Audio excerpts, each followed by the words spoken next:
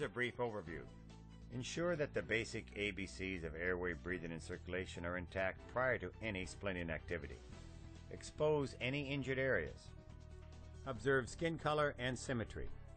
Assess and document pulse, motor, and sensory function.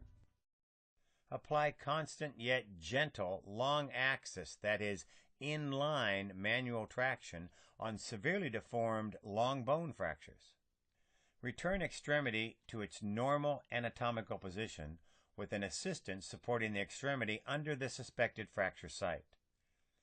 If the patient complains of increased pain, or if there is resistance during manipulation, then stop and immobilize the extremity as best as possible in the position found. Maintain manual support of the injured area while coordinating additional assistance during the EVAC immobilization process. Your healthcare partner or qualified assistant should apply appropriate dressings to all wounds in and around the suspected fracture site. Open the EVAC carry case and select a splint that will immobilize the joints above and below the fracture site. Shoulder and hip injuries will require additional immobilization methods to accomplish this goal. Remove the red leashed cap from the maxi valve and push in on the red end of the valve to equalize the air pressure in the splint. Lay the splint out on the ground and manually distribute the beads evenly throughout the splint. The EVAC splint should be soft enough to easily and comfortably conform to the injured area, yet firm enough to keep the beads in place if positioned vertically.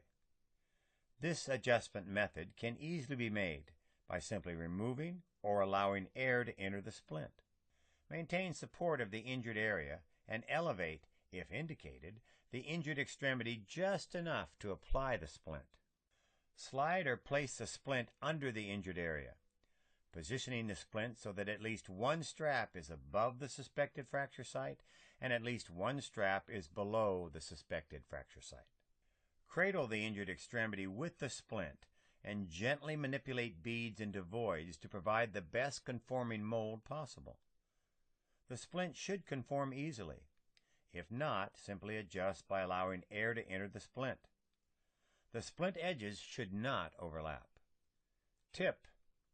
Leave an open space approximately 1 inch whenever possible along the length of the splint.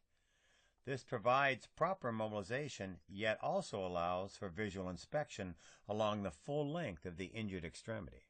If the splint is too wide, fold the strapless edge back on itself and smooth out the edge to form a narrower splint. Hold the splint in place hands-on stable by grasping both top leading edges above and below the fracture site. Once the splint is properly applied, release your support of the extremity, letting the splint cradle the suspected fracture site, still though assisted by your partner's hands-on stable support, which maintains the injured limb in a desired and comfortable position. Remove the red leash cap from the maxi valve and push in on the red end of the valve to equalize the air pressure in the splint.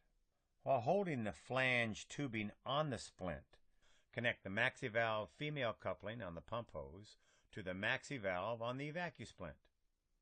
You should hear a click when the connection has been made.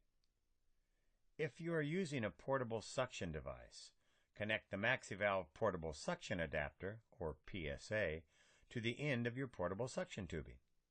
While holding the flexible flange tubing just below the maxi valve, attach the vacuum pump hose with adapter to the maxi valve.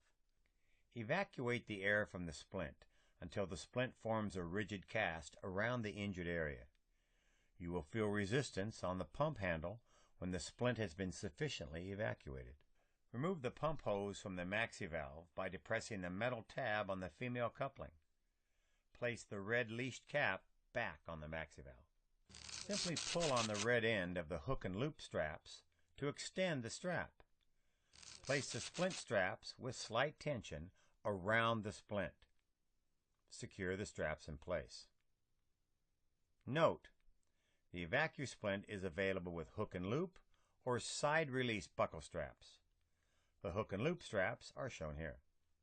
The suspected fracture site is now splint stable.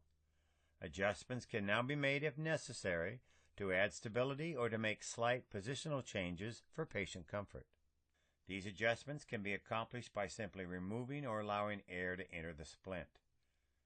Continue to monitor circulation and sensory functions en route to the medical facility and make further adjustments if the patient condition changes. Here's another tip. During aeromedical transport, the splint may soften slightly with a significant increase in altitude. Adjust as necessary. The change in rigidity will not be nearly as noticeable as with anti-shock garments because there is very little air inside the EVAC once it has been evacuated. Finish treatment of the patient with the appropriate EMS equipment and supplies based on the patient's needs.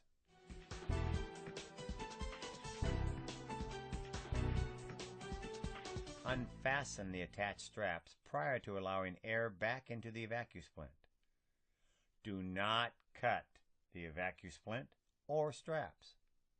Please make sure all hospital personnel are informed about these removal procedures. Remove the red leash cap from the maxi valve, and while holding the maxi valve, depress the red plastic center section, allowing air to enter the splint. The EVAC can now